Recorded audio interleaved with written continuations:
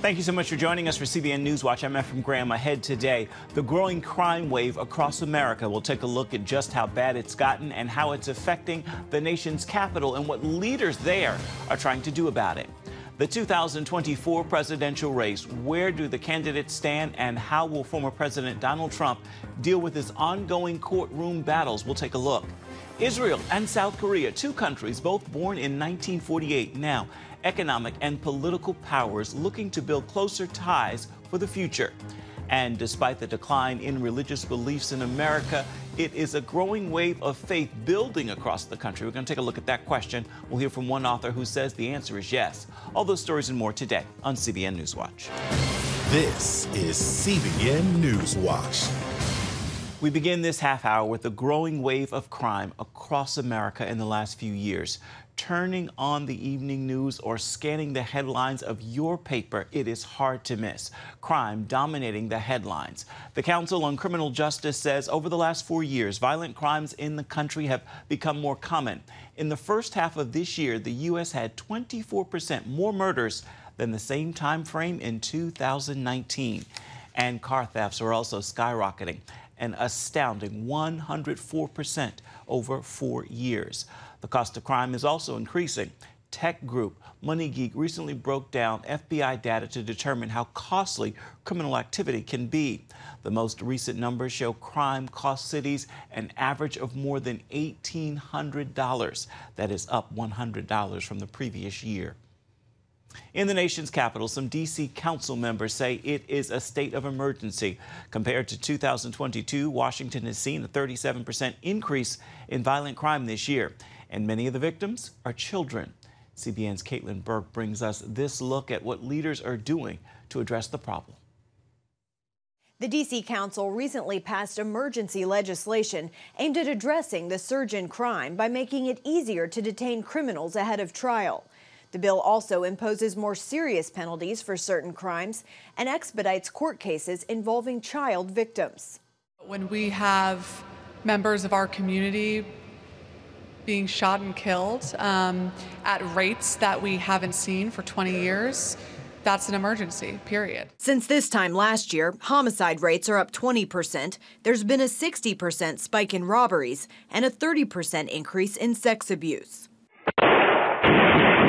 The surging crime numbers resulting in warnings from foreign governments to their citizens planning to travel to D.C. Brooke Pinto, the D.C. council member who introduced the new emergency legislation, says it will address gaps in the legal system and hold offenders accountable. Things like ensuring that people can be held pre-trial for committing crimes of violence in the adult system. Making sure it's a standalone offense to discharge a firearm in the public. Ensuring that our police officers are empowered to engage in a vehicular pursuit if there are public safety dictates that they must. The crime bill will be in effect for 90 days, but D.C. Mayor Muriel Bowser has signaled she plans to propose similar legislation later this year that could make the changes permanent. As many other cities across the U.S. are also experiencing rising crime, security experts say situational awareness is key. So often we get distracted by so many different things, whether it's a cell phone or phone calls, different types of things like that. We have to maintain awareness. Chris Mitchell, the chief of police for CBN and Regent University, says this kind of security mindset could also require modifying behavior. I don't go for a run at 3 o'clock in the morning.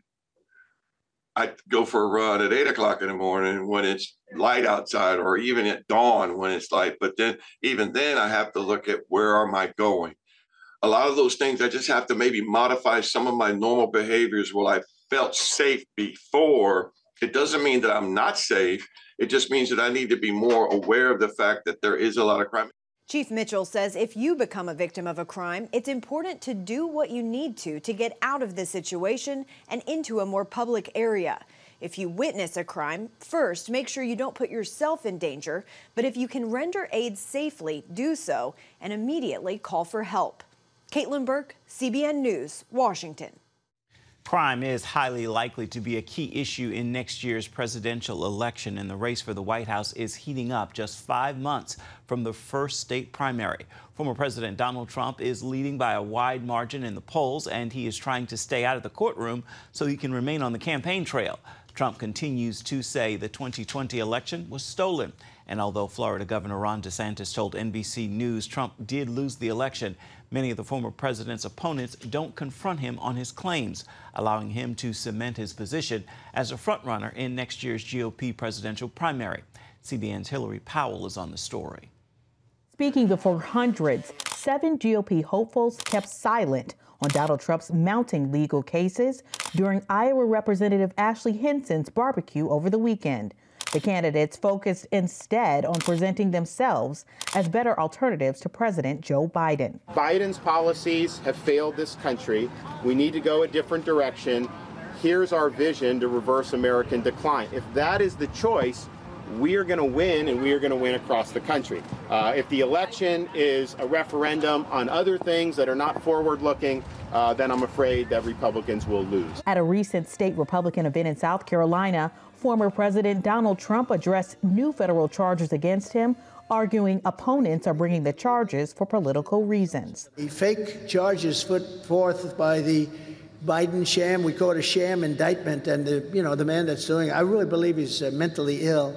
But these are outrageous. Trump pleaded not guilty Thursday to crimes related to trying to overturn the results of the 2020 election. The Justice Department is charging him with orchestrating a scheme to block the peaceful transfer of power. Charges include conspiracy to defraud the U.S. government and conspiracy to obstruct an official proceeding. Trump's former Vice President Mike Pence is now his Republican rival for the 2024 presidential nomination. A magistrate judge warns Trump against attempting to influence witnesses, which could include former Vice President Pence, who testified before the grand jury. A recent Associated Press NORC poll finds only 22% of Republicans have high confidence that votes in the upcoming presidential election will be counted accurately, compared to 71% of Democrats. It underscores a partisan divide fueled by false claims related to the 2020 presidential election. In Washington, Hillary Powell, CBN News. I want to turn now to some other important stories we're following for you at this hour in the CBN newsroom. Support for the war in Ukraine is dropping. 55% of Americans do not want Congress to authorize more funding for Ukraine in its war with Russia. That is according to a new poll from CNN. 45% do think Congress should go ahead with more money. At least 2 people died and thousands of U.S. flights were canceled or delayed, and more than 1 million homes and businesses lost power Monday as severe storms, including hail and lightning, moved through the eastern half of the United States. Tornado watches and warnings were posted across 10 states from Tennessee to New York. The National Weather Service said more than 29 million people were under a tornado watch Monday afternoon. And the words "In God We Trust" are to be displayed in every public school classroom in Louisiana under a state law that was passed in May and went into effect last week. Coming up, 2 countries born in the same year, Israel and South Korea. Now they're working to forge closer ties for a common future. We're going to bring that story to you when we come back. Stay with us.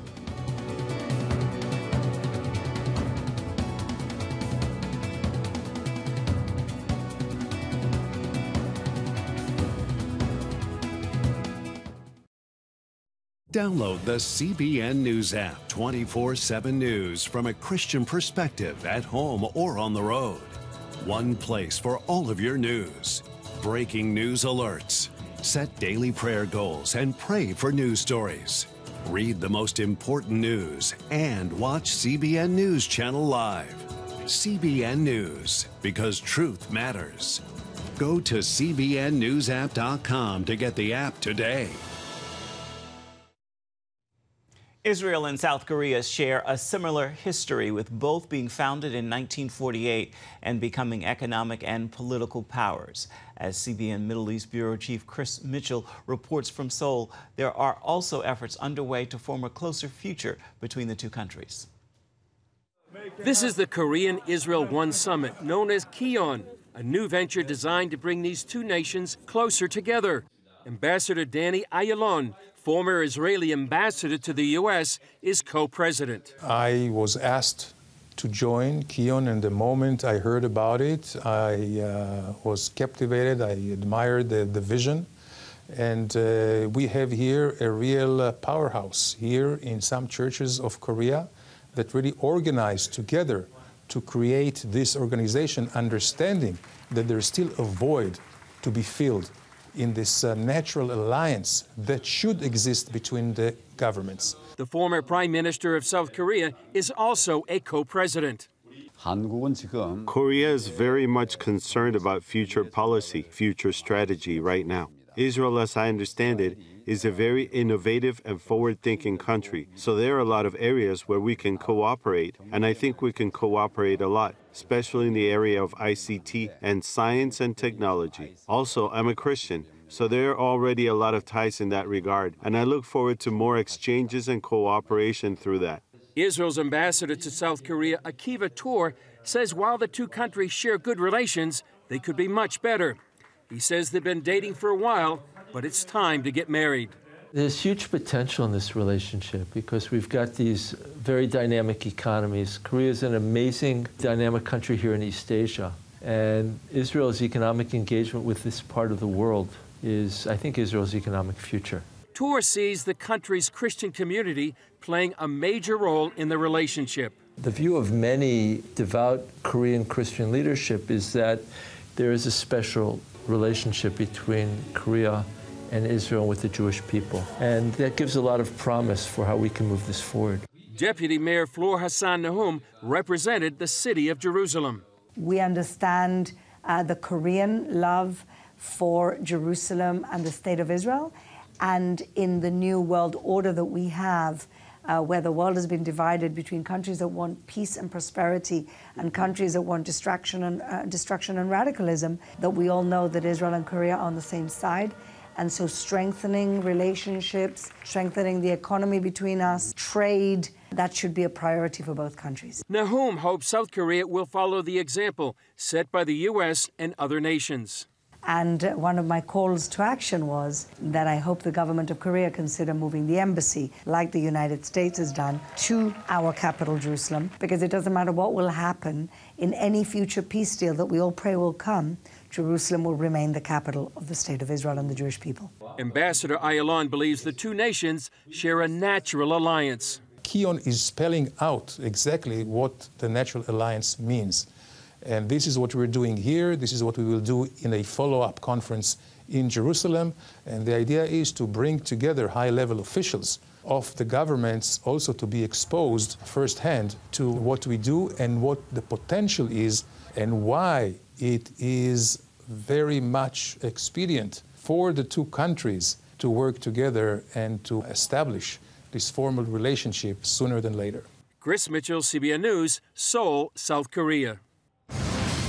Still ahead, even though surveys show religion is becoming less important to Americans, author Justin Brierley believes America is seeing a growing wave of faith. We're going to hear why. We got the story right after this.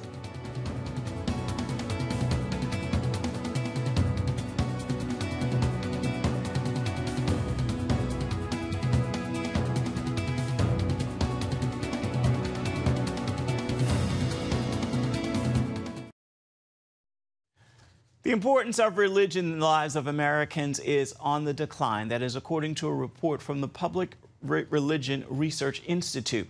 It found just 16% of Americans said religion is the most important thing in their lives, down 20% from a decade ago.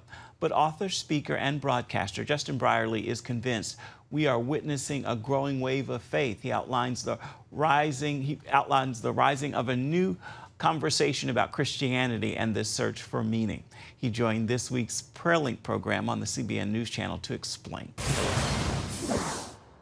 Welcome to the show, Justin.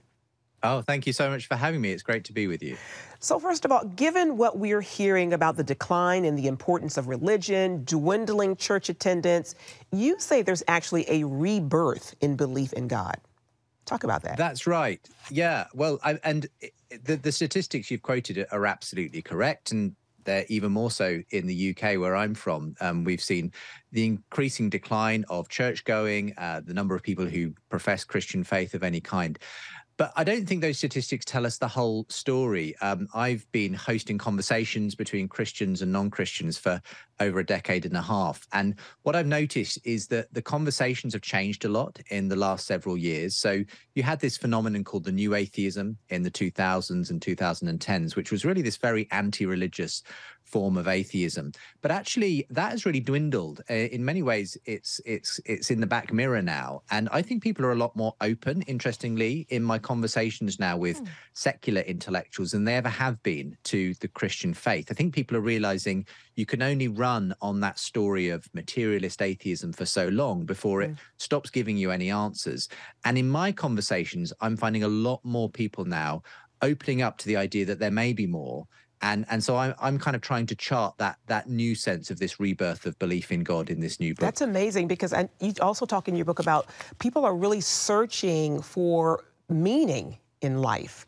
What are you hearing on that issue? Well, the point is that when this new atheist phenomenon came into view, the architects of that phenomenon, people like Richard Dawkins and Sam Harris, they thought that they could basically get rid of God belief in people by kind of arguing it out of them. And, well, they had some success with some people, but the reality is, I don't think the God instinct ever goes away in people. And if people stop being religious about Christianity, they just simply turn to other religious things. And to some extent, I think we see that in our culture now, where a lot of the new ideologies around transgender, LGBT, and other issues, they're effectively functioning as a form of religion in people's lives. And the problem is that those stories can only take you so far. And there's still a huge interest in things like the occult, in New Age practices and so on. Even those who say they are not religious on the surveys, on average, they still pray, they still do those kinds of things. So what I think we're seeing is the fact that people are no less religious than they ever used to be. It's just they're religious about different things. And actually, I believe we are seeing room for the Christian story to emerge again in our culture. I love it. And you also say in your book that there are some who have unexpectedly become open to Christianity and the Bible. Who are some of these people, and tell us about that? Well, some of them are the secular intellectuals that I've been speaking to in these conversations. Interesting characters like Jordan Peterson, who's become, a hugely, phenomenally successful cultural commentator. He's a psychologist from Canada, but he has drawn hundreds of thousands of people to his lectures, his YouTube channel, his podcast, and very much putting in front of them the fact that Christianity needs to be taken seriously. This is even as a non-believer himself. He's recognizing the value of Christianity. And then I've also seen interesting thinkers who have crossed the line to faith. So many that I could mention from the book who are very surprising converts. And I think they're just a telltale sign that the tide is beginning to turn on the Western atheistic sort of secular culture, that people are actually looking for meaning, and you'd be surprised at who's finding answers in Christianity. It's amazing. God's Holy Spirit is at work stirring the hearts of people. Justin, what do you hope readers take away from your book when it's all said and done? Well, in the end, people can look at those statistics and they can look at some of the stories coming out of the church, and it can give us pause for thought. It can even make us a bit depressed. I think we need to have faith that God is always doing a new thing. And as far as I can see, the history of the church has always been about decline and renewal. And I think we're in one of those decline seasons, but there's always a renewal season around the corner. And I think there's been an intellectual renewal going on over the last several years.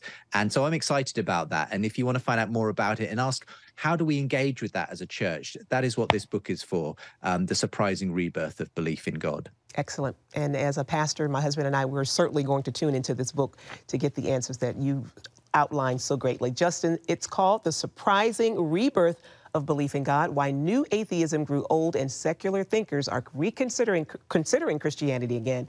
And it releases in early September. Justin Brierley, thank you so much for your time. God bless you. Thanks for having me. And for more important spiritually uplifting information, be sure to check out this week's episode of The Prayer Link. You can find it on the CBN News channel. It airs on Wednesday at 2:30 Eastern. You can also catch it on the CBN News app or simply watch on YouTube.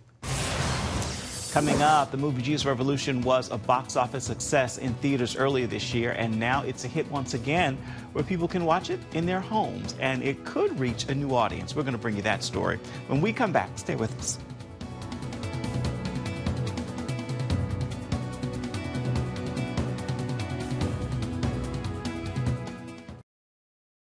October 1st, 1961, history was made when a tiny station began transmitting the first signals of the Christian Broadcasting Network. CBN, the Christian Broadcasting Network. And now, a new era has begun with the all-new CBN News Channel. Just moments ago, the Iron Dome intercepted an incoming rocket right on the Gaza border. Administering in this area, spiritual warfare is definitely involved. A 24/7 news network, bringing you the news you want from a source you can trust. In Kenya, 40% of the medical services are actually provided by these Christian hospitals. Let's talk about the economy. Believers here are joining together to win people to Jesus Christ. All your favorite shows now in one place, all day, every day. The CBN News Channel. Download the app or visit cbnnewschannel.com. CBN News. Jesus Revolution was a big success in theaters when it was released back in February in movie theaters, pulling in some $52 million. Well, now it is a hit again, this time on Netflix. The movie reached number 4 on the popular streaming service last week, just 2 days after it debuted on the platform. The movie tells the true story of the Jesus movement in the 1970s and how it began among teenage hippies in Southern California. California pastor Greg Laurie, whose story is told in the movie, wrote on Instagram, "Let's get it to number 1. Netflix has more than 75 million subscribers. Let's pray God uses the film to touch their hearts with the gospel message." Time now for your Tuesday Tweetable. Here's a message I pray will bless you, and you will post tag tweet and share it with those in your circles of influence. When you move, watch God move. When you act, watch God react. And when you stand strong, watch God stand with you. Your forward movement is a demonstration of faith, and God responds to faith. With that word, I encourage you to make this a terrific Tuesday and have yourself a wonderful rest of the week. That will do it for this edition of CBN NewsWatch. You can always find more of our programs on the CBN News Channel at any time. You can also find it online at cbnnews.com. We'd love to know what you think about the stories you've seen here today or any day. You can email us, newswatch@cbn.com. And of course, you can always reach out and touch us on Facebook, Twitter, and Instagram. We genuinely love hearing from you. We look forward to seeing you right back here, same time tomorrow. Goodbye and God bless. Thanks for watching.